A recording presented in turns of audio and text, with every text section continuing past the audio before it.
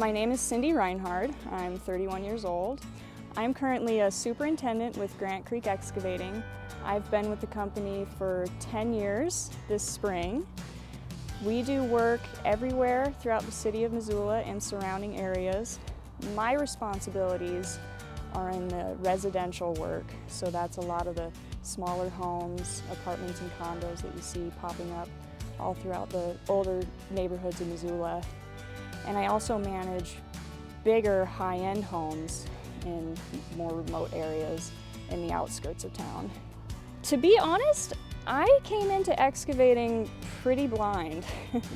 Out of high school, I was just riding horses for some guest ranches, and when I realized that it was time to move on and get into something a little more long-term and stable, I met the owner of Grant Creek through a friend, and I had no prior experience with dirt work at all. And we had an old skid steer at home that I plowed snow with in the winter, cleaned horse stalls in the spring.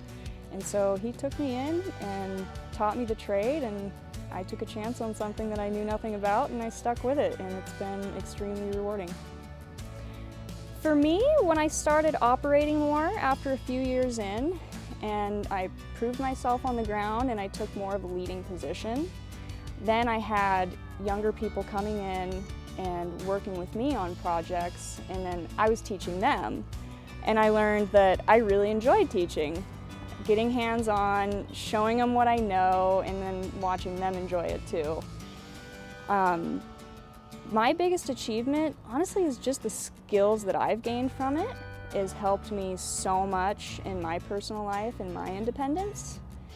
Just being able to say that I can dig my own foundation or build my own road or replace my own water line is a pretty empowering thing.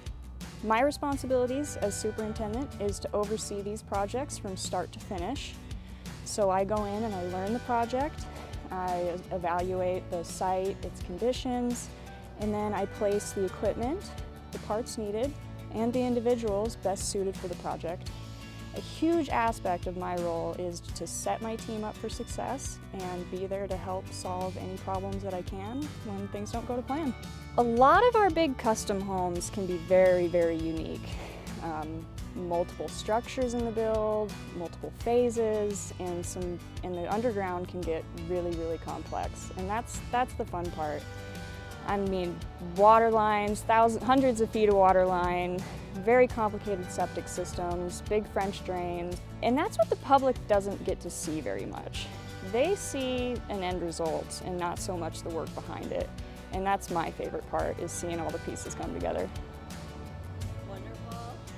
What led you to this? I think a lot of challenges that most women coming into construction, which is primarily a male-dominated field, is establishing themselves and gaining recognition and respect. A lot of the ways that I've navigated these challenges is by staying focused, staying professional, communicating clearly, and letting my consistency and hard work show itself.